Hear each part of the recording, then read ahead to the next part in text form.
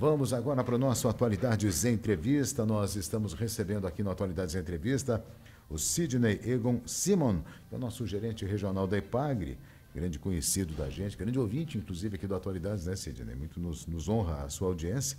E a gente vai apresentar aqui um balanço dos impactos do frio nos últimos dias nas lavouras, né? Nós tivemos aí essa alteração climática meio forte agora nos últimos dias, né? Tivemos aí dias bastante frios, tivemos uma geadinha, né? Eu não sei se a prazer foi uma geadona, mas que deu umas geadas meio fortes aí, acho que até deu, né? Como é que dá para avaliar a questão da geada especificamente? Bom dia e seja muito bem-vindo. Bom dia, um prazer mais uma vez estarmos aqui. É uma alegria, de fato, né? Para nós é sempre uma honra. Foi uma geada boa, né? Uma geada satisfatória, né? Como diz o gaúcho, uma geada de fundamento. É verdade. Mas que provocou, sim, alguns estragos, trouxe algumas dificuldades, não tanto pela geada em si. O problema foi que nós tivemos calor excessivo antes da geada. E esse calor excessivo fez com que as plantas brotassem, né? Se vocês andassem aqui pela cidade de São Miguel mesmo, vocês iriam ver os ipês, ipê roxo, né? Exatamente. Florido, bem vistoso, inclusive. E aí a gente teve aquele calor e, de repente, né? Eu lembro aí que vocês anunciaram, né? Inclusive com o serviço de meteorologia aí, durante a semana, o frio que se apresentava. E, de fato, ele veio e causou estragos aí, principalmente na questão da fruticultura, porque as frutas já haviam botado flores, já haviam colocado frutos, e aí a gente teve a dificuldade com esse frio intenso, frio que na verdade seria normal. Nós estamos em pleno período de inverno. É inverno, é verdade. Nós não estamos em uma época que seria anormal, mas o verão, aquele veranico que deu ali no mês de julho, dia 20 de julho, por exemplo, dia do meu aniversário, né? Isso aí. Dava quase lembrar bem. Quase dava praia, né?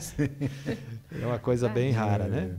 Então a gente pode dizer que o verdadeiro vilão seria o calor, não o frio que tivemos agora. Exatamente. Tá? Só para que o nosso ouvinte possa compreender o que acontece, tá? As plantas, chamadas plantas, essas plantas que perdem as folhas, plantas de folhas caducas, elas são plantas originalmente de clima frio, pêssego, ameixa, maçã, e elas têm a sua brotação orientada a partir do aquecimento, da temperatura. Quando a temperatura começa a aquecer, fisiologicamente a planta interpreta como se o verão estivesse chegando, ela põe a brotação, e aí quando vem o inverno, quando vem temperaturas baixas, a gente tem dificuldade, especialmente a geada. A geada queimou pêssego, eu estive em contato com agricultores ali do município de Descanso, por exemplo, né? A geada queimou pêssego, queimou principalmente uma coisa que é bem incomum, queimou uva, né? Videira. Sim, videira vai também, E a gente vai ter, inclusive, perdas significativas de produção, né? O nosso consumidor talvez pode esperar aí para a safra um preço um pouquinho mais alto, especialmente na uva, em função da perda que a gente teve agora. Um amigo tem plantação de tomate, ele está me dizendo aqui que não atingiu tantos tomateiros.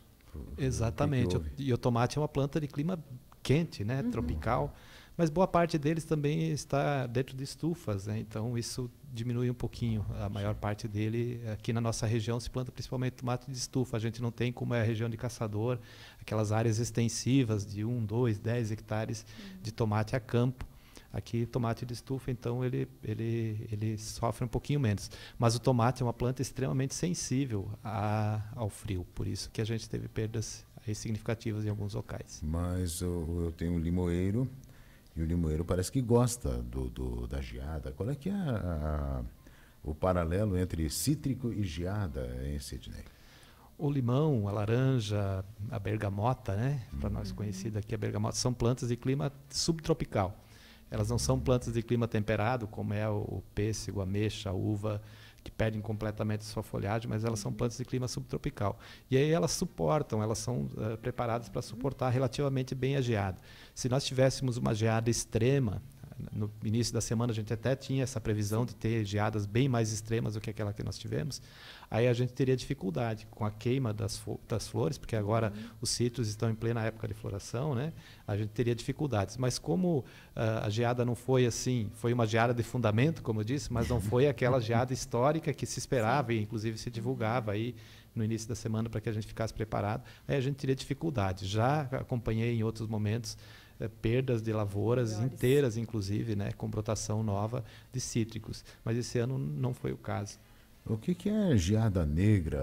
O que o pessoal comenta às vezes? Ah, deu a geada negra aí, foi isso, foi aquilo. Como é que vocês, dentro da Epagre, tratam essa questão? Geada negra é quando há o congelamento da seiva dentro da planta. E aí ela afeta plantas que naturalmente não seriam afetadas por geada. Por exemplo, é o caso típico da alface. A alface em situação normal, se gear aquela geada branca normal em cima, ela não vai queimar, não vai ter problema nenhum. Passou a geada, você pode ir lá e cortar ela e consumir. Quando a gente tem geada negra, a gente tem um congelamento da seiva, que é aquela água que fica circulando junto com nutrientes dentro da planta, né? E congela, então a planta ela acaba queimando por frio. É o que acontece com os animais também em temperaturas extremas.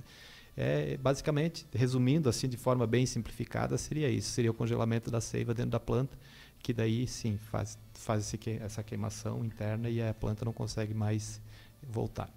Agora, essas perdas, é possível reverter ou prevenir? O que pode ser feito? Nós temos várias situações. Né? Hoje de manhã, inclusive, em contato aí com as cooperativas, né? Porque os agricultores de cultivo de grãos, especialmente do trigo, são mais assistidos pelas cooperativas do que pela gente.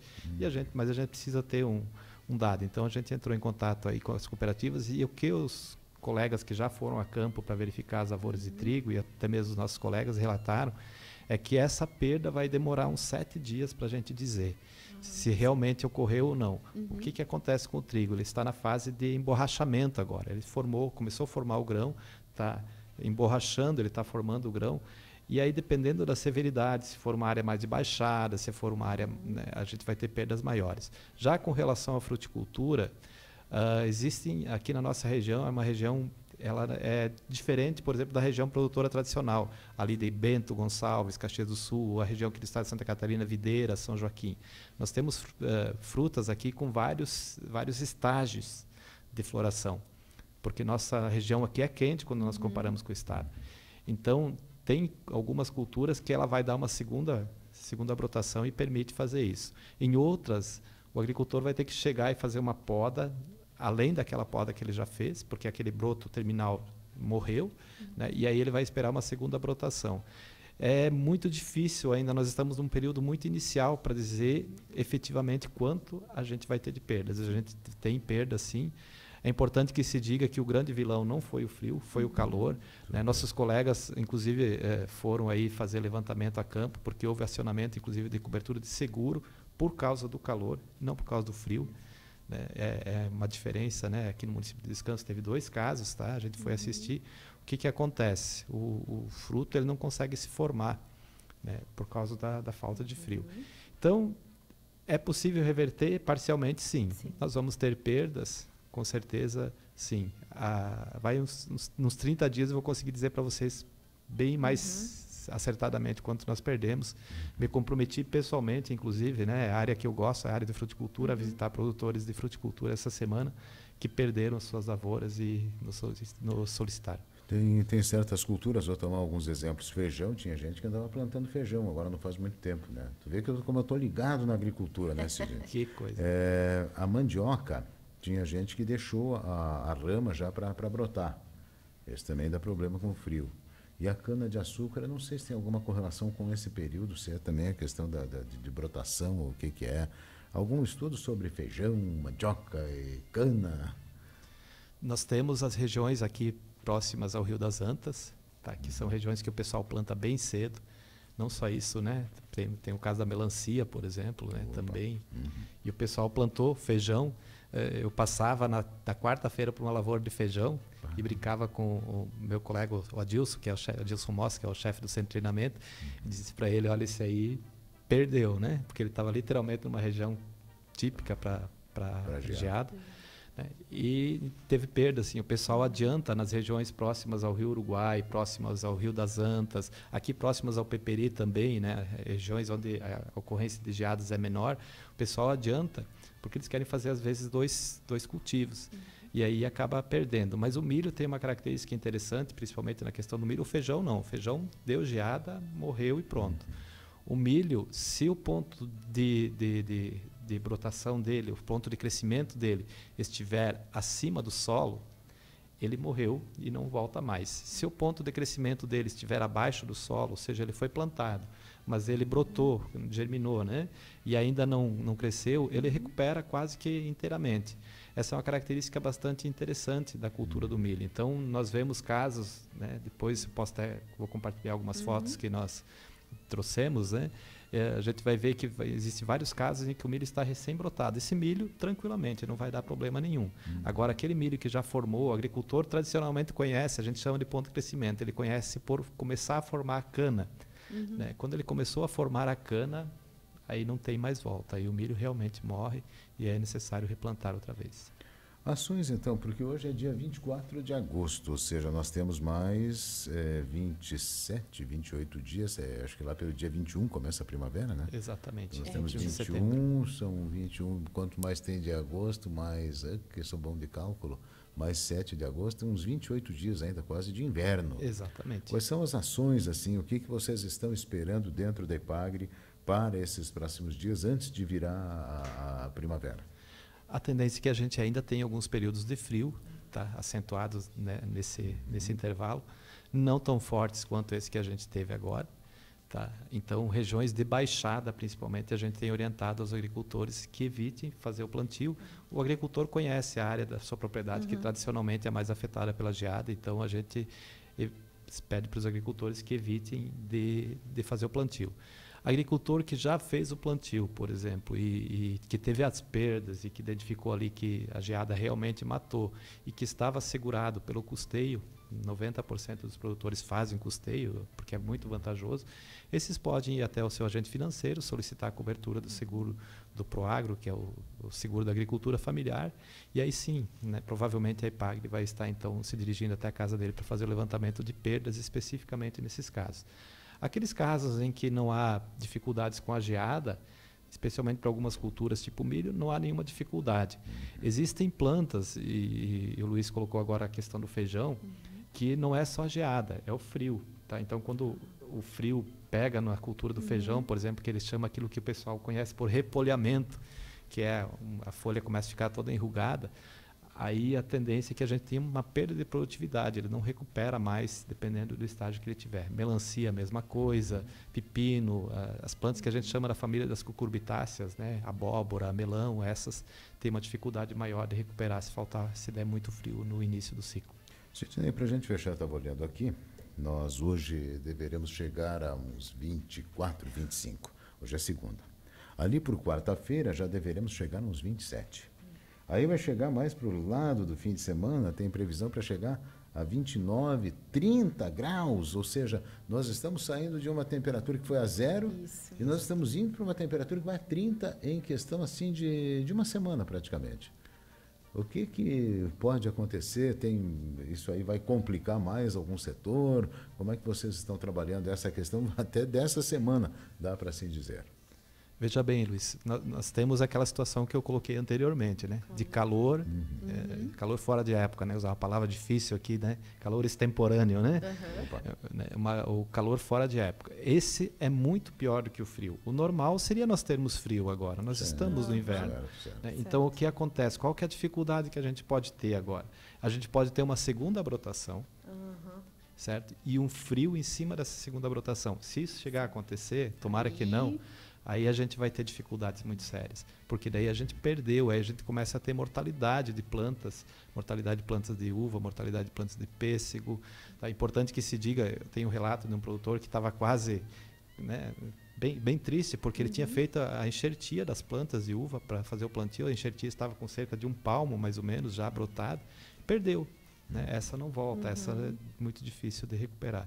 Então, o problema é aquilo que eu falei anteriormente. O problema não é o frio. Né? O frio, inclusive, faz bem. O frio, nessa época, se fosse normal, se estivesse dentro da normalidade, seria muito tranquilo, porque ele mata as pragas que estão lá no campo. Né? Os mais antigos diziam que matava os bichinhos, né? Mata as larvas de mosquito, congela, enfim, tem uma série de benefícios. A natureza, ela estaria andando no seu ciclo normal. A dificuldade que a gente tem é justamente isso. Né? E para nós também, né? Para nossa saúde também. Né? Hoje em dia, todo mundo usando máscara, o pessoal pega bem menos gripe, né? É uma situação normal, assim, né? Mas para nós é péssimo, né? A gente sai, de repente, de uma temperatura extremamente alta e aí vai para temperaturas abaixo de zero. É uma situação bem complicada. E o Peter Scheuer, que é o meteorologista que passa aqui a nossa previsão todas as manhãs, ele fez exatamente essa previsão, dizer assim, olha, vai ser de muita oscilação esse inverno. Nós vamos ter picos de calor, picos de frio. Ela não vai ser aquele frio, né, parelho, que nem quando a gente era criança parecia que era o inverno todo, meio friozão e coisa. Então nós já tivemos aí dias extremamente quentes, viemos para um frio, estamos subindo de novo para um dia quente. Perguntei hoje para ele quando é que vinha a chuva, ele disse que só para setembro. Quer dizer, está fazendo uma salada esse negócio todo climático, né, Sidney? Exatamente. Eu quando tenho oportunidade, escuto o Peter, gosto de ouvi-lo, né? Um sujeito bacana, né, de conversar. Divertido. Divertido, né? Mas é isso mesmo. E a gente tem uma dificuldade aí também, e é um alerta que quase todos os serviços de meteorologia têm feito, da IPAGRE também, né?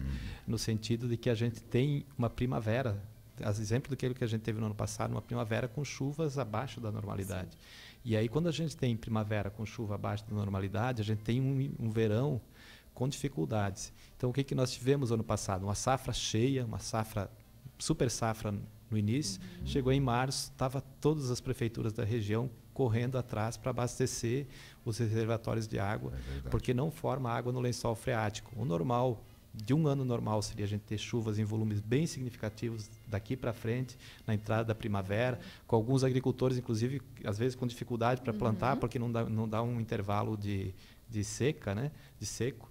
E esse ano a gente tem uma tendência de ter isso ao contrário. Exemplo daquilo que a gente já teve ano passado. Tendência um pouquinho de laninha, né? Então, tendência um pouquinho de um ano um pouquinho mais seco. Meu amigo Sidney, eu vou agradecer muito a tua visita, a tua presença, sempre trazendo aqui dados importantes aí para a gente entender o que está acontecendo também, né? Eu deixo à disposição aí para mais alguma colocação que tu queiras fazer, fique à vontade.